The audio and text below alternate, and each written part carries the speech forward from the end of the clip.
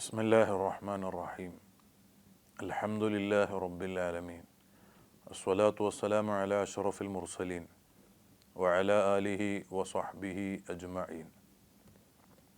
വിശുദ്ധമായ ദിൽഹിജ്ജ മാസത്തിലെ വളരെ പ്രധാനപ്പെട്ട ആദ്യത്തെ 10 ദിവസങ്ങളുടെ കൂട്ടത്തിൽ വളരെ മഹത്വം നിറഞ്ഞ ദിവസമാണ് യൗമ അറഫ ദിവസം.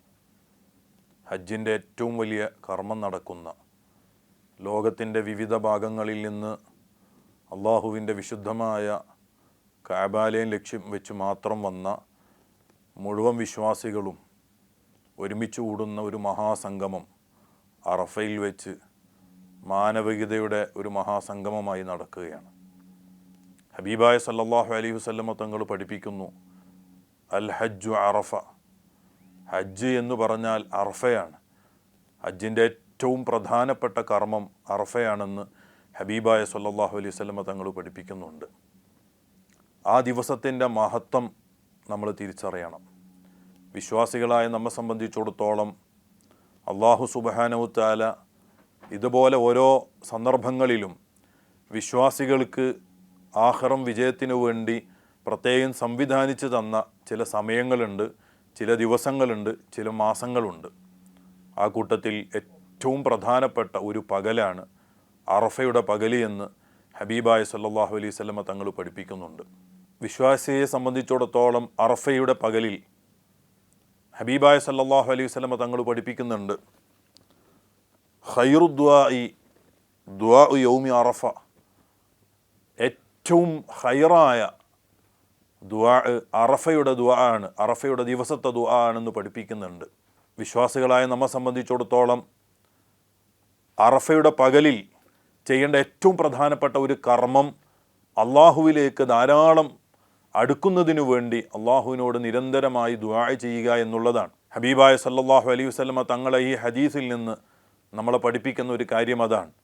രണ്ടാമത്തൊരു കാര്യം, ഏറ്റവും കൂടുതൽ ആളുകളെ നരകത്തിൽ നിന്ന് മോചിപ്പിക്കുന്ന ദിവസം കൂടിയാണ് അറഫയുടെ ദിവസം.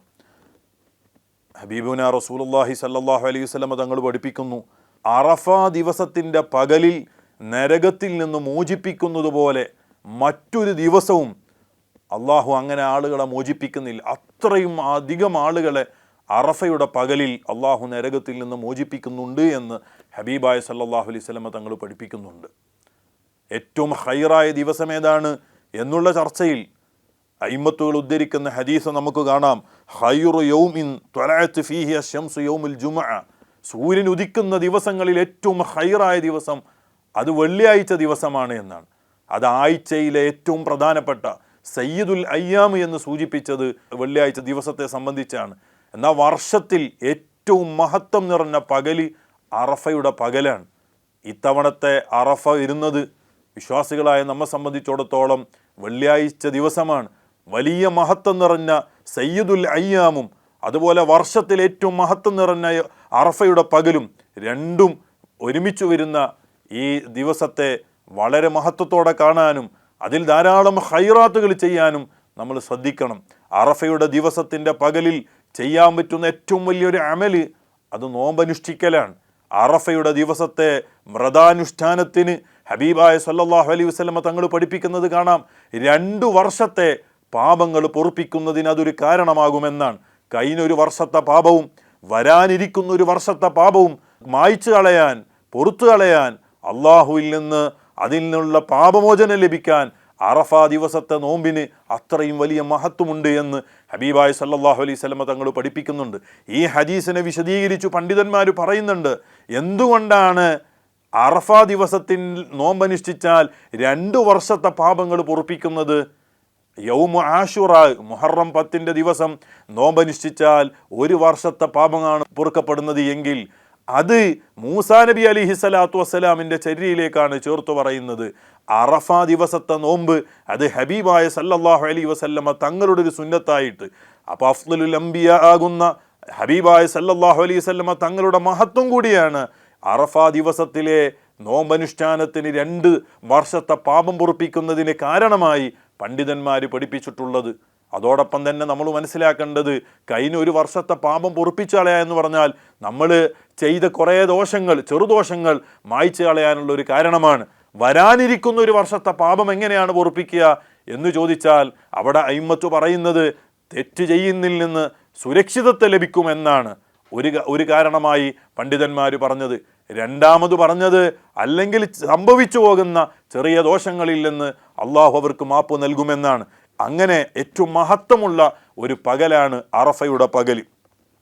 അതോടൊപ്പം തന്നെ ഹബീബായ സല്ലല്ലാഹു അലൈഹി വസല്ലമ തങ്ങൾ പറയുന്നുണ്ട്, മാ റുഇയ ശൈത്താനു അസ്ഗറ വലാ അദ്ഹറ വലാ അഹ്കറ വലാ അഗ്യള മിൻഹു ഫി യൗമി അറഫ. അറഫ ദിവസത്തിൻ്റെ പകലിൽ ശൈത്താന് വളരെയധികം ദുഃഖമാവുന്ന ഒരു പകലാണ്. അത്രമേൽ ദുഃഖിച്ച ഒരു പകൽ നമുക്ക് കാണാൻ കഴിയില്ല.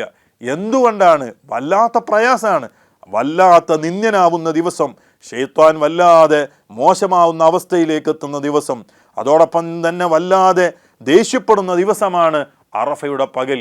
എന്താണ് അതിന് കാരണമായി ഹബീബായ സല്ലല്ലാഹു അലൈഹി വസല്ലമ തങ്ങൾ പഠിപ്പിച്ചത്?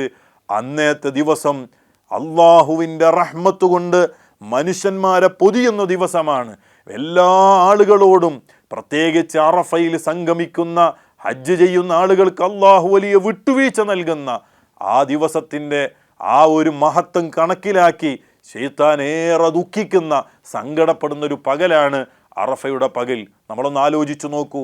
സാധാരണ രീതിയിൽ നമ്മുടെ നാട്ടിൽ നിന്ന് ഹജ്ജിന് പോകുന്ന ആളുകൾ കുറച്ചുകൂടി പ്രായമായാലാണ്, 60, 70, 80 വയസ്സാകുന്ന ആളുകൾ തൻ്റെ ജീവിതത്തിലെ മുഴുവൻ പാപങ്ങളും അള്ളാഹുവിൻ്റെ പരിശുദ്ധമായ ഭൂമി അറഫയിലെത്തിയിട്ട് ഈ കാലം അത്രയും സംഭവിച്ചു പോയ മുഴുവൻ പാപങ്ങളുടെയും ആ വലിയ പാപഭാരങ്ങൾ അള്ളാഹുവിൻ്റെ മുന്നിൽ മനസ്സു തുറന്ന് അവരെല്ലാ നിലക്കും പൊട്ടിക്കരഞ്ഞ് അള്ളാഹുവിലേക്ക് സമർപ്പിക്കുമ്പോൾ അള്ളാഹു പുറത്തു കൊടുക്കുന്നതാണ് ഈ ശൈത്താനിന് ഏറ്റവും വലിയ ദുഃഖമുണ്ടാക്കുന്നത് എന്നാണ് ഈ ഹദീസിൻ്റെ സാരത്തിൽ നിന്ന്, ആശയത്തിൽ നിന്ന് നമുക്ക് ഉൾക്കൊള്ളാൻ കഴിയുന്നത്. അതോടൊപ്പം തന്നെ മഹാനായ ഫുളൈൽ ഇബ്നു ഇയാദ് തങ്ങൾ അവിടുത്തെ ഒരു അനുഭവം പറയുന്നുണ്ട്. ഒരു ഹജ്ജിൻ്റെ വേളയിൽ അറഫയിൽ ഒരുമിച്ച് കൂടി ആളുകളടുക്കലേക്ക് ഇങ്ങനെ നടന്നപ്പോൾ ഓരോ കൂട്ടം ആളുകളായി നിന്നുകൊണ്ട് അവരല്ലാഹുവിലേക്ക് പൊട്ടിക്കരഞ്ഞ്, വാവിട്ട് കരഞ്ഞ് അള്ളാഹുവിലേക്ക് അവർ സമർപ്പിക്കുന്ന സമർപ്പണം കണ്ടിട്ട് മഹാനായ ഫുളൈൽ ഇബ്നു ഇയാദ് തങ്ങൾ കൂടെയുള്ള ആളോട് ചോദിക്കുന്നുണ്ട്, ഇങ്ങനെ കരഞ്ഞ് ചോദിക്കുന്ന ഒരു സമൂഹം ഒരാളെടുത്ത് പോയിട്ട് ചോദിച്ചാൽ വല്ലതും നൽകാതിരിക്കുമോ? അപ്പോൾ അയാൾ പറയുന്നുണ്ട്, അല്ല, നൽകും. വല്ലതും നൽകാതിരിക്കുമോ എന്ന് ചോദിച്ചപ്പോൾ കൂടെയുള്ള ആൾ പറഞ്ഞു, തീർച്ചയായും നൽകും.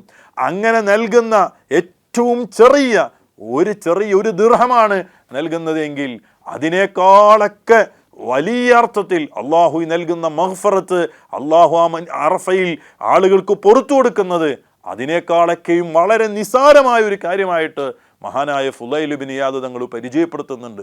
അതുകൊണ്ട് തന്നെ അറഫയുടെ മഹത്വം തിരിച്ചറിഞ്ഞുകൊണ്ട്, ആ ദിവസത്തിൻ്റെ പവിത്രത തിരിച്ചറിഞ്ഞുകൊണ്ട് ധാരാളം അള്ളാഹുവിലേക്ക് അടുക്കാൻ ഈ വിശുദ്ധമായ ഹജ്ജ് കർമ്മത്തിന് അവസരം ലഭിക്കാതെ നാടുകളിൽ നിന്ന് വ്രതമനുഷ്ഠിച്ച്, ഇബാദത്തുകൾ ചെയ്ത്, നോമ്പനുഷ്ഠിച്ച്, സ്വതക്കകൾ ചെയ്ത്, ദുആകൾ വർദ്ധിപ്പിച്ച് അള്ളാഹുവിലേക്ക് കൂടുതൽ എടുക്കാൻ നമ്മൾ ഓരോരുത്തരും ശ്രദ്ധിക്കണം. അള്ളാഹു അതിനൊക്കെ തൗഫീഖ് നൽകുമാറാകട്ടെ. വആഖിറു ദഅവാനാ അൽഹംദുലില്ലാഹി റബ്ബിൽ ആലമീൻ. അസ്സലാമു അലൈക്കും വറഹ്മത്തുള്ളാഹി.